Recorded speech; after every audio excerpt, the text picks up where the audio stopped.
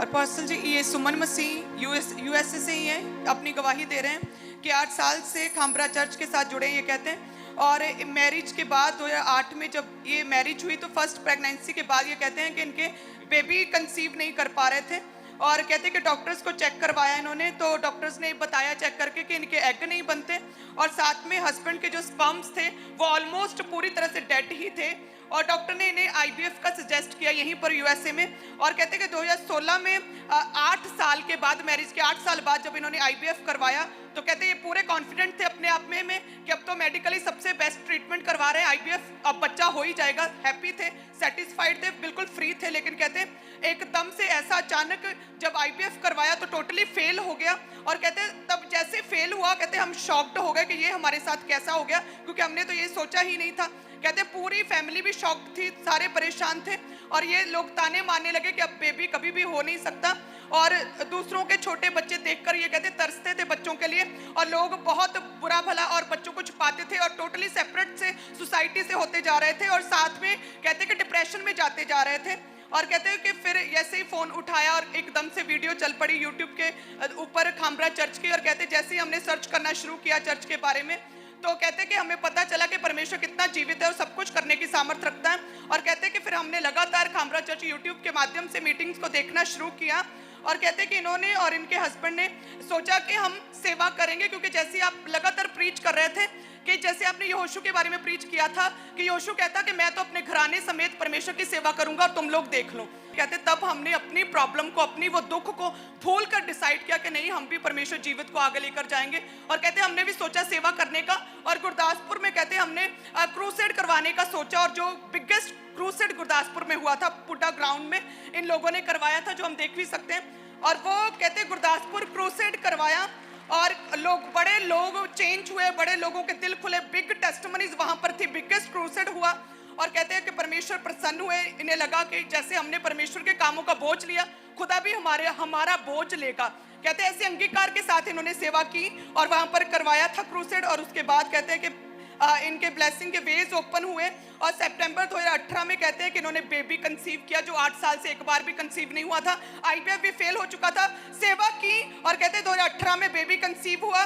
9 month कोई problem नहीं आई, कोई किसी तरह के कोई अटैक नहीं हुआ। 9 मंथ्स परमेश्वर ने बेबी संभाल कर रखा प्रेगनेंसी। और 22 मई 2019 को इनके बेबी बॉय के साथ ये ब्लेस हुए, जो अब 3 साल 10 महीने का आपके सामने खड़ा ये हो चुका है। नेक्स्ट टेस्टिमनी देंगे। बस ये प्रॉमिला है और इनके हस्बैंड रोहित, ये बॉर्न क्रिश्चियन है बहन और कहते हैं कि 2021 से खामरा चर्च के साथ जुड़े हैं।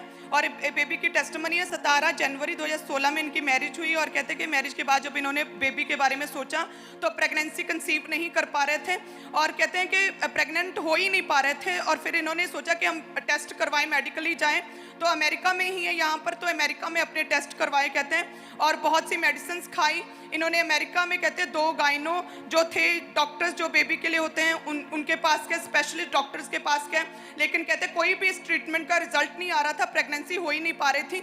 फिर इन्होंने सोचा कि इंडिया में भी बहुत अच्छे मेडिकल ट्रीटमेंट्स होते हैं, फिर ये इंडिया में गए और कहते वहाँ पर भी बहुत सी मेडिसिन खाई। 2016 से 2021 तक कहते लगातार ये मेडिसिन खाते रहे, अलग अलग डॉक्टर्स के पास जाते रहे, लेकिन एक भी बार ये प्रेग्नेंट नहीं हो पा रहे थे। और कहते हैं कि मई 2021 में ये कहते हैं कि मैं प्रेग्नेंट हुई तब, और जब प्रेगनेंसी हुई तो इतने खुश थे कि इन्होंने प्रेगनेंसी में अपने बच्चे का भी सोच लिया कि क्या नाम रखना है। लेकिन जब 5th मंथ हुआ, कहते हैं 5वां महीना लगा, तो एकदम से यूरिन का प्रेशर बना और कहते हैं कि वॉशरूम गए तो बहुत पानी निकला, डिस्चार्ज हो गया। तो हस्बैंड टोटली घबरा गए, फटाफट इन्हें लेकर गए डॉक्टर के पास। और जब स्कैनिंग हुई तो डॉक्टर ने कहा कि जो वाटर बैग होता है प्रेगनेंसी के दौरान जो बेबी को ग्रो करता है वो पानी की थैली फट चुकी है और डॉक्टर ने बोला कि अब बेबी ग्रो नहीं कर सकेगा क्योंकि अब डिलीवरी करनी पड़ेगी, क्योंकि बेबी जो अंदर ग्रो नहीं होगा डेड हो जाएगा और जहर भी पूरी बॉडी में फैल सकता है, तो इमीडिएटली सर्जरी करके बेबी निकालना पड़ेगा। और कहते हैं कि और डॉक्टर ने बोला कि आप डिसाइड कर लो। लेकिन ये इस ट्रेजेडी की वजह से इतने ज़्यादा सरप्राइज और शॉक्ड थे कि कुछ भी डिसीजन नहीं ले पा रहे थे, इन्हें समझ नहीं आ रही थी कि ये हमारे साथ हुआ क्या है। और कहते हैं कि फिर डॉक्टर ने बोला कि जल्दी बताओ क्या करना है। तो फिर ये भाई ने बोला कि मैं अपने बेबी को ऐसा करो निकाल कर आप मशीनों में रख लो और ताकि मशीनों के द्वारा वो ग्रो होता रहे। लेकिन वो भी डॉक्टर्स ने बोला कि वो भी 28 वीक्स का जब बच्चा हो जाता है पेट में, तभी हम उसे जो है मशीनों में रखकर ग्रो कर सकते हैं। लेकिन आपका बच्चा सिर्फ 5 महीने की प्रेगनेंसी का है, सिर्फ 21 हफ्ते का है, तो इसलिए ये आपको मशीनों में नहीं रख सकते और आप डिलीवरी करके बेबी निकालना ही पड़ेगा। और कहते हैं कि 5वें महीने में इनके जो है 3rd सी सेक्शन हुआ और कहते हैं कि बेबी निकाला तो बच्चे जो थे 2 बच्चे थे जुड़वा, और वो भी बेबी बॉय थे, दोनों लड़के थे। और जब निकाले पेट से तो दोनों मरे हुए थे। और कहते हैं कि ये बहुत दुखी हो गए और ये बहन कहते हैं कि पूरी तरह से मेंटली अपसेट हो गए, क्योंकि बहुत इफेक्ट पड़ा इनकी ब्रेन के ऊपर, इनके दिमाग पे ऊपर। और कहते हैं कि ये बहन अपनी सुध बुध पूरी तरह से खो चुके थे। घर वाले भी इनसे कहते हैं कि बहुत काफ़ी तरह से इम्बैलेंस इनकी फैमिली लाइफ हो चुकी थी, बड़े परेशान थे, इनकी फैमिली इनसे बात करते थे तो मेंटली इतना इफेक्ट पड़ा कि बात सुनते थे लेकिन ध्यान कहीं और होता था। लाइक पागलों की तरह ये बहन करते थे, कहते अपनी शुद्ध में नहीं थे और समझ नहीं आ पा रही थी इन्हें, और बैठे बैठे ये बहन बेहोश हो जाते थे, क्योंकि 2 जुड़वा जो बच्चे इनके मरे उसका बहुत भारी जो है बैड इफेक्ट इन पर, इनकी हेल्थ पर पड़ा। और इन्होंने अपने बच्चों के जो नाम सोचे थे तो कहते कि डिप्रेशन की वजह से, मेंटल इफेक्ट की वजह से अपने रूम के विंडो से उन मरे हुए दोनों जुड़वा बच्चों के नाम ले लेकर चीखे मारते थे, आवाज़ें देते थे अपने बच्चों को। इस तरह से क्रिटिकल कंडीशन इस बहन की होती जा रही थी और इन्होंने बहुत सी मेडिसिन लगातार साथ में इनके हस्बैंड करवाते रहे, खाते रहे। ये कहते हैं कि हम इंडिया में भी आए, इंडिया में 4 स्पेशलिस्ट डॉक्टर्स को दिखाया, मुंबई में, गुरदासपुर में, लुधियाना में भी, और कहते हैं अमेरिका में भी 2 स्पेशलिस्ट डॉक्टर्स ऐसे हर जगह से दिखाया, हर तरह की मेडिसिन खाई, आयुर्वेदिक एलोपैथिक मेडिसिन भी खाई, लेकिन कहते हैं कि बेबी कंसीव ही नहीं हो पा रहा था और बहुत निराश थे, अपसेट थे, टोटली डिप्रेशन में थे। और तब ये बहन कहते हैं अचानक ही अपना फ़ोन उठाया, ऐसे देख रहे थे और अचानक ही वीडियो चली। वो वीडियो थी खामबरा चर्च की, हालेलुया। और उस वीडियो में कहते हैं मैंने देखा कि लेडीज अपनी टेस्टिमनीज दे रही हैं कि उनके 15-15, 20-20 साल के बाद बच्चे हुए।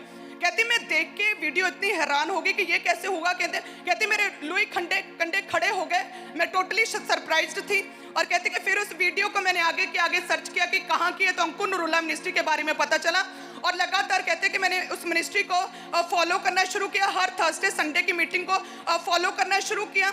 और कहते कि मैंने 23 जून 2019 की जो प्रार्थना आपने की थी। अब ध्यान से आप सुनना, आपने लिखा कि आपके शुक्राणु डेड थे, आपके एग्स बनने बंद हो गए थे। आपकी जो वाइफ है, जब बेबी डेड हुए तो ये खिड़की से बाहर आवाज लगाती थी डेड बेबीज को। हाँ जी। और डिप्रेशन में थी। हाँ टोटल। बिल्कुल। IVF फेल हुआ, जबकि तुम्हारी फैमिली को शायद ये बात मालूम नहीं, शायद कुछ ऐसा है, ऐसा कोई। हाँ हाँ जी। सब कुछ करा के देख लिया था। हाँ जी। ओके, जब तुमने वीडियोस देखी और तुम फॉलो करने लगे, हाँ जी। और तुम किस दिन इंडिया आए, किस तारीख को? ਆਪਾਂ ਦਸੰਬਰ 8 ਨੂੰ, ਦਸੰਬਰ 8 2021 ਨੂੰ ਆਪਾਂ ਇੰਡੀਆ ਸੀਗੇ। ਹਾਂਜੀ। ਆਪਾਂ और कब मिले मुझसे? ਜਨਵਰੀ 6 ਤਰੀਕ ਨੂੰ 2020 ਦਸੰਬਰ ਨੂੰ ਅਸੀਂ ਉੱਥੇ ਸੀਗੇ ਕ੍ਰਿਸਮਸ ਤੇ। ਹਾਂਜੀ 6 जनवरी 2022 ਨੂੰ ਮਿਲੇ, ਸਾਡੀ ਮੁਲਾਕਾਤ ਹੋਈ ਉੱਥੇ। 21 को तुम आए थे। हाँ जी। और तुम्हें कितने दिन लग गए मिलने में? 10-15 दिन के बाद बारी आई? ਨਹੀਂ 30 ਦਿਨ ਦਾ ਵੀਜ਼ਾ ਸੀਗਾ ਇੰਡੀਆ ਦਾ ਸਾਡੇ ਕੋਲ। ਅੱਛਾ। ਲਾਸਟ ਜਿੱਦਣ ਸੀਗਾ ਸਾਡਾ ਦਿਨ, ਮੈਂ ਉਸ ਦਿਨ ਕਿਹਾ ਕਿ ਅੱਜ ਸਾਡਾ ਲਾਸਟ ਹੈ, ਅੱਜ ਉਸ ਤੋਂ ਬਾਅਦ ਅਸੀਂ ਚੱਲ ਜਾਣਾ, ਸਾਡੀ ਫਲਾਈਟ ਹੈ 2 ਦਿਨ ਬਾਅਦ। 8 ਤਰੀਕ ਨੂੰ ਸਾਡੀ ਵਾਪਸੀ ਸੀਗੀ। ओके, मैं आपको 6 में मिला। हाँ जी। मेरे को मैसेज मिला कि एक बंदा 30 दिन हो गए उसको। हाँ जी। तो वो लास्ट दिन है उसका, मिलना चाहता। तब आप मुझे ऑफिस में 6 जनवरी 2022 में मिले। जी। ओके, अब मैं आपको स्टोरी बताता हूं। पिछले 1 साल से मैं आपको एक मैसेज दे रहा हूं कि परमेश्वर ने आप लोगों को सेवकाई के लिए चुना है। हमें यह लगता है कि पास्टर्स जो हैं वो सेवा के लिए चुने गए हैं, और जो बिलीवर्स हैं वो पास्टर्स को तंग करने के लिए चुने गए। आज हाल ये हो चुका है चर्चिस का कि बिलीवर्स जो हैं वो पास्टर्स के लिए सिरदर्द बन चुके हैं, और वो आपको बताते नहीं है, वो बात अलग है। मैं आपको प्रूफ कर दूंगा आज कि जब आप सेवा में पैर रखेंगे, आपका वंश जो है खुदाबंद के हाथों में होगा। अब प्रॉब्लम कहां पे है? मैं आपको पिछले 1 साल से मैसेज दे रहा हूं कि परमेश्वर कहता है जो मुझे सर्व करेंगे मैं उनका आदर भी करूंगा, जब परमेश्वर आदर करेगा तो वो $100-200 की ट्रॉफी नहीं देगा आपको, वो आदर ऐसे करेगा जैसे इन लोगों का हुआ है। कैसे, मैं आपको बताता हूं। यहोशू कहता तुम चुन लो तुम किसकी सेवा करोगे। किसको कहा? Thousands and lakhs of millions of people. उसने 70 प्रधानों को बुला के नहीं बोला कि भाई साहब तुम 70 प्रधान हो, तुम चुन लो किसकी सेवा करोगे, मैं अपने घराने समेत यहोवा की सेवा करूंगा। उसने कहा पब्लिकली, उसने बोला तुम चुन लो, तुम लाखों लोग चुन लो किसकी सेवा करोगे, पर मैं तो अपने परमेश्वर की सेवा करूंगा। इसका मतलब जो सेवा थी वो सबके लिए थी। और जब यीशु मसीह ने 500 लोगों के बीच में जब पहाड़ पे चढ़े, जीवित स्वर्ग में चले गए, तो यीशु मसीह ने कहा जाओ और सब जातियों को क्या करो।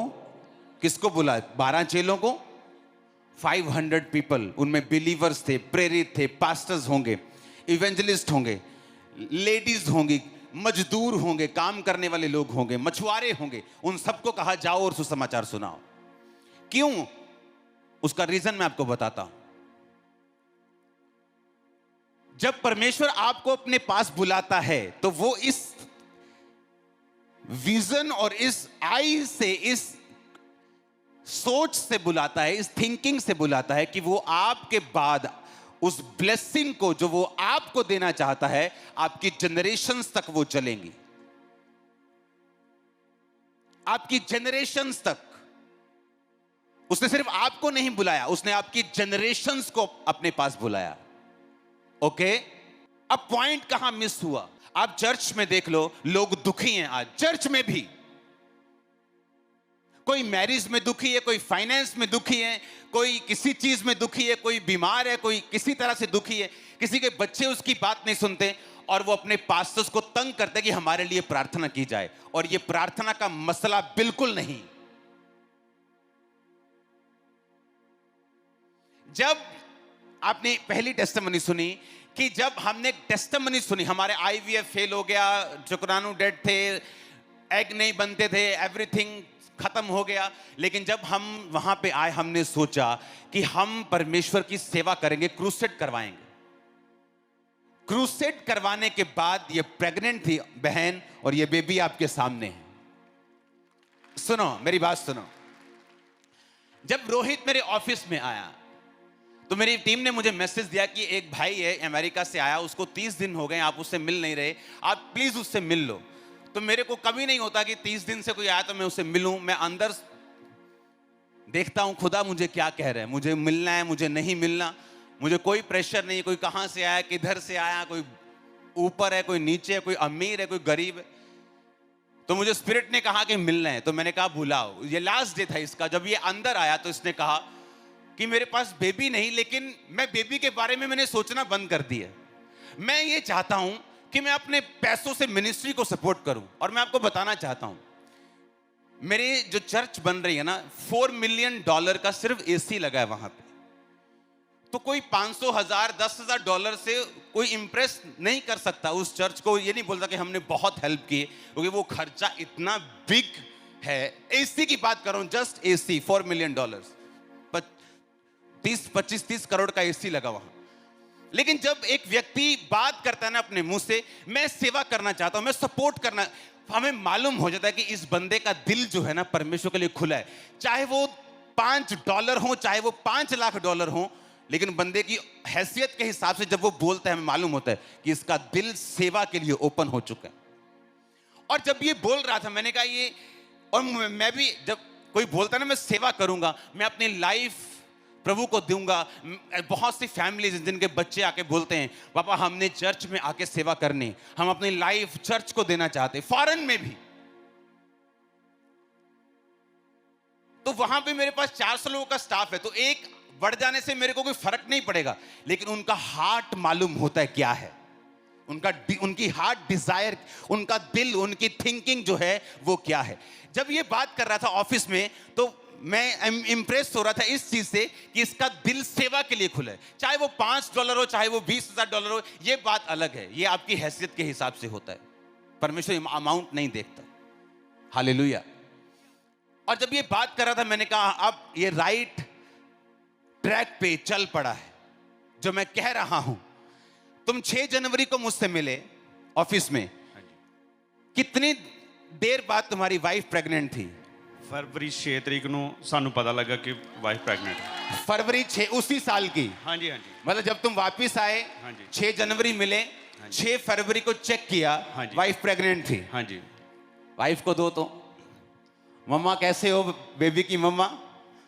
हाँ मैंने सुना है बेबी उठाता बहुत है रात को। बेबी दिखाओ कैमरामैन भाई, ये बेबी देखो, हेवन से आया है कि नहीं लगता? हाँ। और मुझे श्योर था कि जो व्यक्ति अपने आप को, अपने फाइनेंस, अपनी बॉडी, अपने परिवार को सेवा के लिए ओपन कर देता है, सेवा डायरेक्ट जुड़ी हुई है आपके वंश के साथ, आपको मालूम होना चाहिए। जो कुंवारी लड़कियां हैं आपके फ्यूचर बेस्ट हस्बैंड के साथ, जो लड़के हैं बेस्ट वाइफ्स के साथ, जो बिजनेसमैन है बेस्ट फाइनेंस के साथ, परमेश्वर ने आपके लिए बेस्ट सोचा हुआ है, लेकिन वो निकलेगा सेवा करने से, ऐसे नहीं निकलेगा। पर आज मुझे दुख के साथ कहना पड़ता है, आज चर्च बिलीवर्स अपने पास्टर्स के लिए सिरदर्द हैं, हेल्प नहीं है, सिरदर्द हैं पर पास्टर्स के लिए। ऐसे बिलीवर्स पास्टर्स को आगे बोलते हैं, आपने प्रभु भोज पहले क्यों दे दिया? मैं तो अभी एंटर नहीं किया था, ऐसे लोग बताते हैं मेरे को यहां, और मैं हैरान हूं, अच्छा ऐसे लोग भी हैं आपकी चर्च में जो फ्रंट सीट्स ढूंढते हैं, जो ट्रबल पैदा करते हैं हर वक्त, जबकि उनको चाहिए क्या?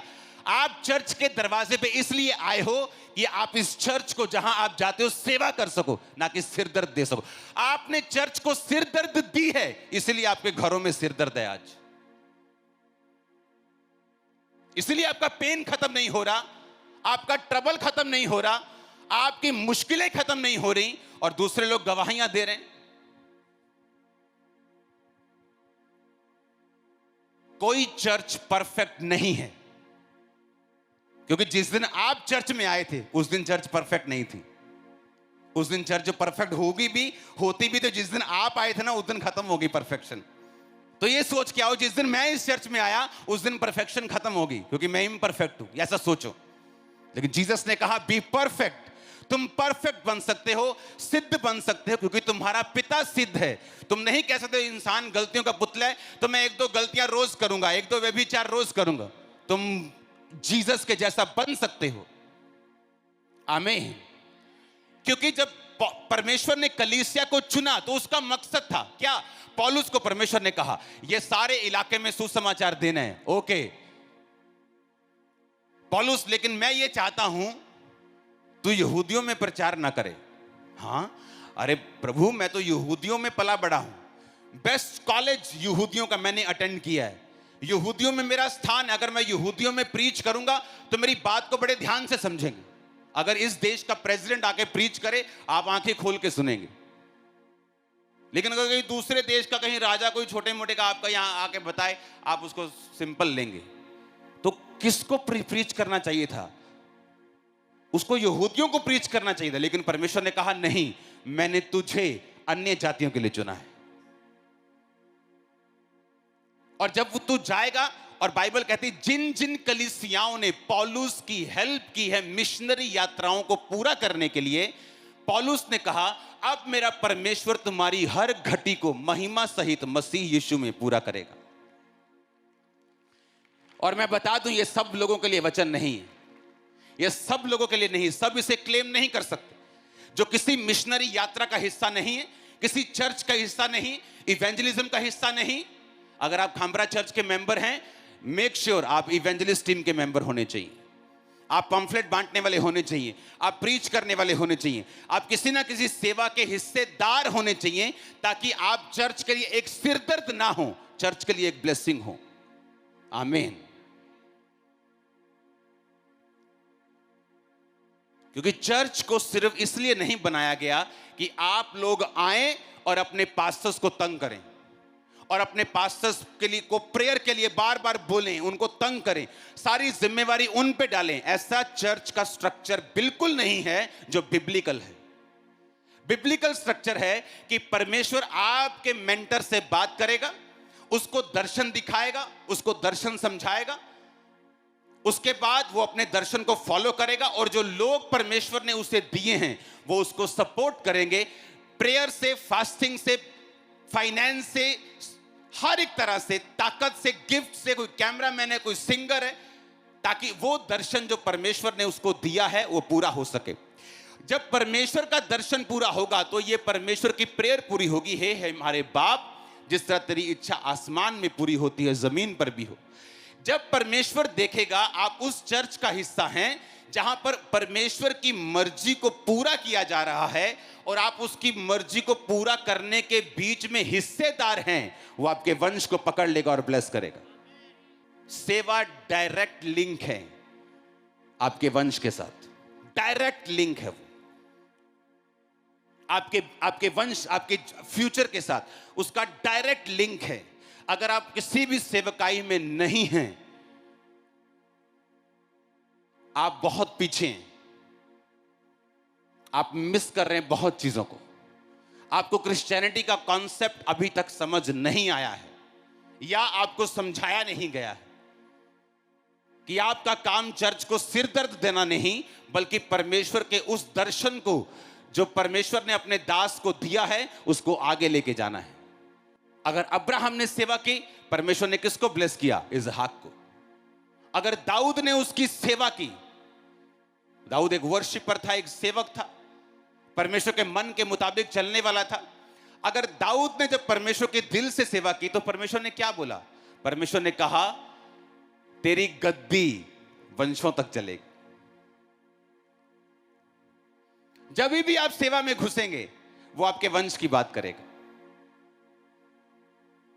मैं तेरे निज पुत्रों में तेरे वंश को, तेरे अपने पुत्र को गद्दी दूंगा और वो लगातार चलती रहेगी। जब दाऊद ने परमेश्वर की सेवा की तो उसका वंश ब्लेस था। अब्राहम ने की, उसका वंश। सेवा डायरेक्ट लिंक्ड है आपके बेस्ट फ्यूचर के साथ। अपने फ्यूचर का बेस्ट वर्जन देखना चाहते हो तो सेवा में चले जाओ, बाकी आपकी मर्जी। मैं तो 2 दिन के लिए आता हूं, समझा के चला जाता हूं, बाकी काम तो आपका है। हालेलुया। अपनी लाइफ का बेस्ट वर्जन देखना चाहते हो, अगर 100 टाइम फ्रूट देखना चाहते हो, लाइफ बिना फ्रस्ट्रेशन के, बिना शर्मिंदगी के, बिना शेम के गुजारना चाहते हो, सेवा के साथ जुड़ जाओ। परमेश्वर ने कहा संसार से तुम्हें कलेश होता है। उसने तो कहा है साफ, तुम भी तो भाग रहे हो संसार के पीछे,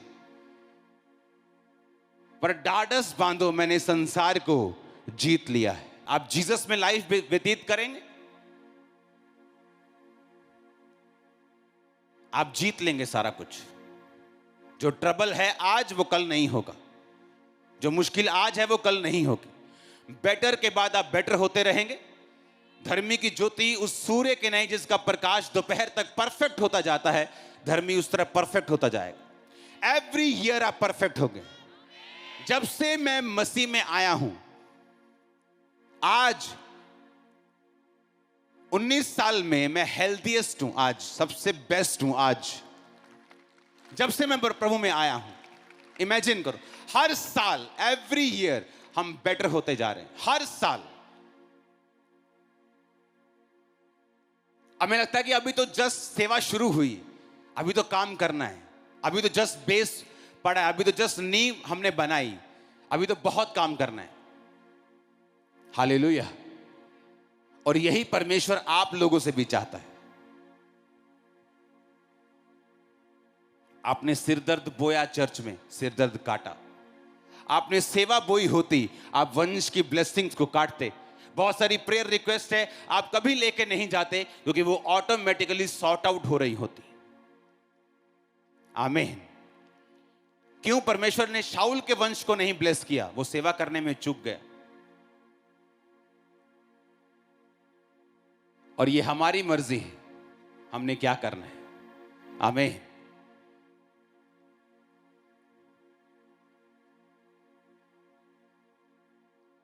अलीशा जिसके पास लाखों करोड़ों वैल्यू के चीजें पड़ी रहती थी, लेकिन वो उन्हें लेता नहीं था। लेकिन एक औरत जो उसको देखती थी और बोलती थी कि जब ये आएगा तो मैं इसके लिए एक कमरा बनाऊंगी, एक दीवट रखूंगी, एक मेज रखूंगी। वो कमरे दीवट से वो प्रभावित नहीं था, पैसों से, उसके हार्ट से वो प्रभावित, उसकी सेवा करने के दिल से वो प्रभावित था। और उसने कहा जब नेक्स्ट टाइम मैं आऊंगा तो बेबी तेरे पास होगा। सेवा करेगी तो बरकत को पाएगी। सेवा डायरेक्ट जुड़ी है वंश के साथ, फ्यूचर के साथ, सीड के साथ, बीज के साथ, आपके फाइनेंस के साथ। जो चीज आप परमेश्वर के लिए यूज करेंगे वो कभी नाश नहीं होगी। वो बिजनेस है, आपने खुदा के लिए यूज किया, परमेश्वर बचा के रखेगा। वो सेहत है, वो बचा के रखेगा। परिवार है, बचा के रखेगा। जो कुछ आप परमेश्वर की सेवा के लिए सौंप रहे हैं, उसकी प्रोटेक्शन की जिम्मेवारी परमेश्वर की है। हालेलुया। मेरा बिलीव है कि आप लोग कल के वर्ड को सुनेंगे और दिल से, रूह से वर्शिप करेंगे। मेरा बिलीव है कि आप आज के वर्ड को सुनेंगे और आप खुदाबंद की सेवा में जाएंगे। क्योंकि आपको आपके पास्टर्स को तंग करने के लिए नहीं चुना गया, आपको चुना गया उनके साथ खड़े होकर सेवा करने के लिए। आमीन। और जैसे आप डिसीजन लेते हैं, आपकी लाइफ की कुछ प्रॉब्लम्स ऐसी हैं, आप 40 की बजाय 4000 फास्ट रख लो, नहीं खत्म होंगे जब तक आप अपनी पवित्रताई को सेट नहीं करेंगे। मैं प्रीच करूंगा, खुदा को बोलूंगा वो आपको टच करे और वो आपको छुएगा भी और हील भी करेगा और डिलीवर भी करेगा। कि लोगों को लगता है कि क्योंकि मैं सबको टच नहीं कर पाऊंगा, थाउजेंड्स लोगों को, लोग कहता है कि 20 लोगों को टच किया, मुझे नहीं किया, मेरी गवाही नहीं बनेगी। तो डोंट वरी, आज मैं आपको टच नहीं करूंगा। आज खुदावंद डायरेक्ट आपको छुएंगे भी और हील भी करेंगे, डिलीवर भी करेंगे। ये फैसला आज आपको करके जाना है। एक हस्बैंड एंड वाइफ लड़ाई और झगड़े में और सारा दिन तू मैं चिक चिक पिक पिक चलता रहेगा जब तक दोनों सेवा में नहीं आएंगे। जब आप दोनों सेवा में होंगे, ये चीजें इग्नोर हो जाएंगी ऑटोमेटिकली, क्योंकि सेवा जो है वो आपको प्रोटेक्ट करती है।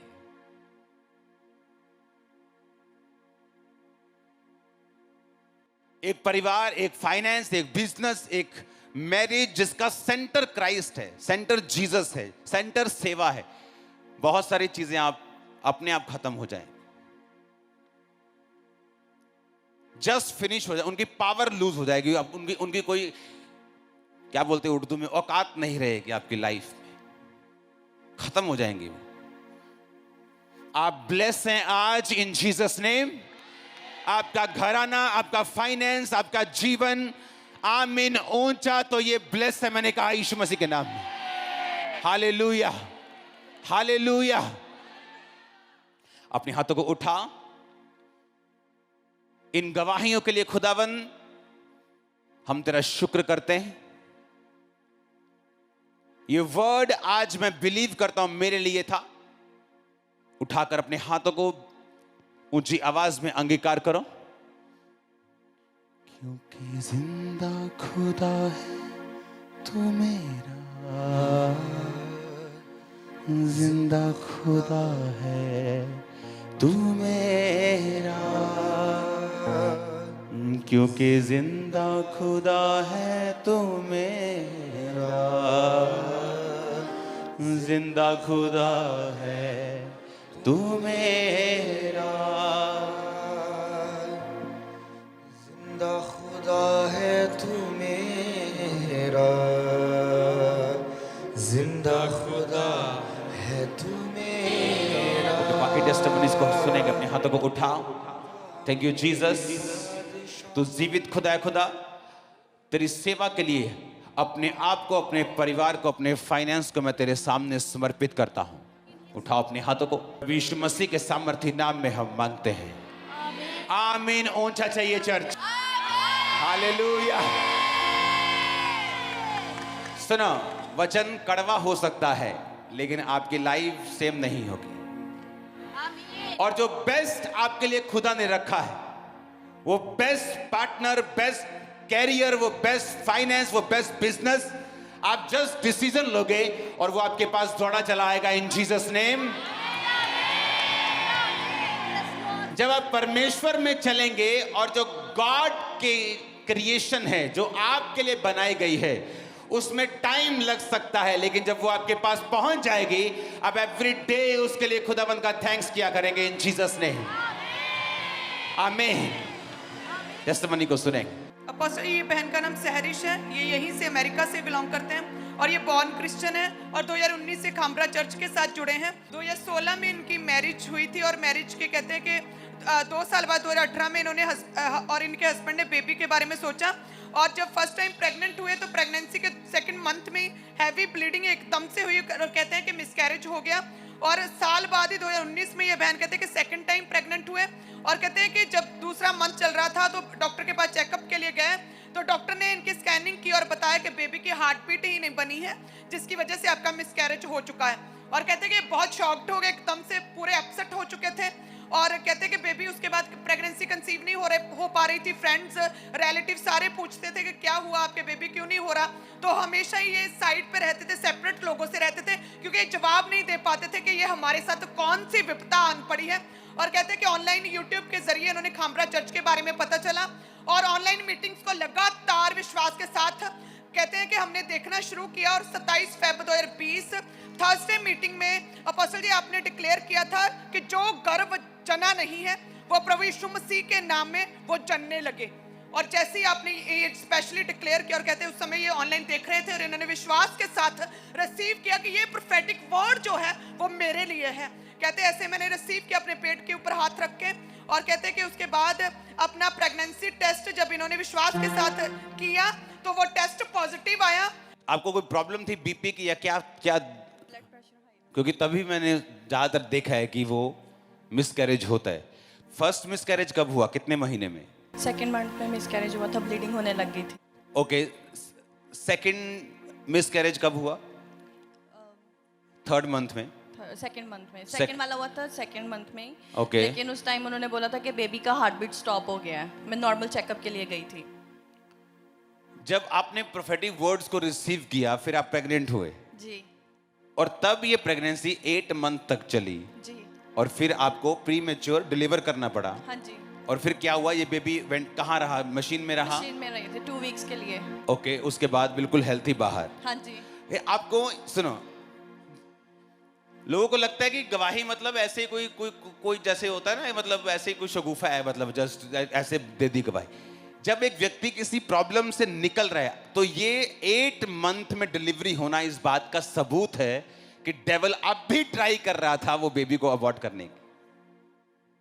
आप समझे कि नहीं? लेकिन जब आप ग्रेस के साथ जुड़े होते हैं, जब आप अनॉइंटिंग के साथ अटैच होते हैं, तब वो अनॉइंटिंग जो है वो फाइट करती है। मैं ऐसे कपल्स को जानता हूं जिनके 11 मिसकैरेजेस हुए हैं। 11 मिसकैरेजेस। और जब चर्च में आए तो बोले परमेश्वर हमें बेबी नहीं चाहिए, हमने वचन सुन लिया, हम तेरे साथ जुड़ गए बस।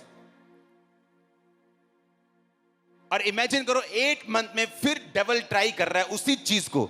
लेकिन जब आप परमेश्वर के साथ अटैच्ड होते हैं, इसलिए मैंने कहा जीवित चर्च जो है, आपको मैंने कहा था कि आप लोगों को वर्शिप करनी है, हाँ, पर प्रॉब्लम यह भी है कि जो चर्च जीवित नहीं है वहां वर्शिप की रेवलेशन नहीं, क्योंकि वर्शिप जो है वो रेवलेशन से है।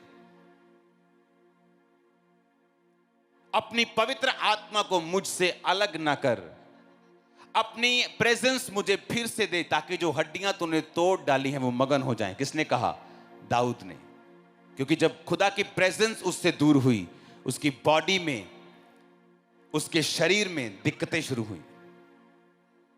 वो रेवलेशन थी उसके पास कि अपनी पवित्र आत्मा को मुझसे अलग ना कर। जब भी वो वर्शिप करता था थ्रू रेवलेशन करता। जस्ट वर्शिप का मतलब ये नहीं आपको गाना आता है आप जस्ट पकड़ेंगे और गा लेंगे, वर्शिप ये नहीं।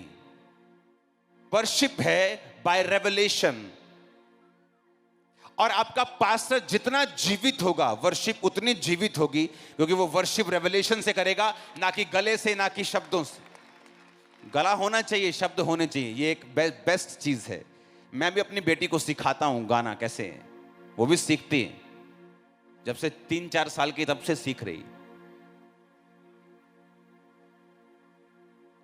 इसीलिए जो लोग जीवित चर्च के साथ जुड़े नहीं होते, उनकी उनकी उनकी वर्शिप में रेवलेशन नहीं होती, और धीरे धीरे उनकी वर्शिप फिर वैसी हो जाती, सामने की सीट पे ऐसे टांग रख के बस वो ऐसे बैठते सामने, क्योंकि चर्च में रेवलेशन नहीं, वर्शिप रेवलेशन से होती। किसने कहा था चाहे मैं घोर तराई में होके चलूं, पानी में से होके चलूं, तो वो डुबो नहीं पाएगा आग मुझे। किसने कहा? किसने कहा? क्यों कहा उसने? क्योंकि वो निकला उन चीजों से। उस जो वो वर्शिप करता था, वो उसमें रेवलेशन थी, उसमें प्रैक्टिकल था, वो जानता था। इसलिए जो जीवित चर्चिस हैं, जहां गवाहियां होती, जहां वचन की डीप नॉलेज होती, जहां आप वर्शिप करते हैं, जहां आप सब कुछ परमेश्वर की आत्मा के द्वारा देखते हैं, वहां की वर्शिप जीवित होती। इसलिए उस चर्च का हिस्सा नहीं जो आपके घर के पास है, उस चर्च का हिस्सा बनना है जो जीवित है। वो किसी का भी होना चाहिए, लेकिन जीवित होना चाहिए। आप कहां भी हों, जीवित चर्च का हिस्सा। क्यों? क्योंकि अगर आपको वर्शिपर बनना है, आपको रेवलेशन चाहिए। दाऊद के पास रेवलेशन थी, उसकी पढ़ो, पूरे भजन संहिता को पढ़ो। वो बाय रेवलेशन, बाय प्रैक्टिकल परमेश्वर को बोलता था, क्योंकि उन चीजों से वो निकला था, इसलिए वो वर्शिपर था। Worship is by revelation, not by words. और मैंने वो फलाने मशहूर लिरिसिस्ट का गाना मैंने लिया है, मैं वर्शिप करूंगा, नहीं बात बनेगी। क्योंकि वर्शिप रेवलेशन से, और रेवलेशन जो आपके हार्ट के ऊपर प्रैक्टिकल नॉलेज के द्वारा जाहिर की जाए, वो आपके मेंटर के थ्रू भी हो सकती है, वो आपके मेंटर की टीचिंग के थ्रू भी हो सकती है, वो जीवित चर्च में बैठे बैठे पवित्र आत्मा भी आप पे जाहिर कर सकता है। बेबी आपके सामने है, ये भी हेवन से डायरेक्ट पार्सल लग रहा है। बेबी दिखाओ कैमरामैन, हालेलुया। ए बेबी हाथों को नीचे कर, गुड। हम कहीं आ रहे थे ना, एक लड़की बोली मेरा नाम प्रार्थना है, तो कितना पसंद आया नाम हमें, प्रार्थना। हेलो फेथ, हाय। आंधी पंजाबी? पंजाबी जरूर सिखाया करो। अच्छा, हालेलुया। तारीफ करो जोर से।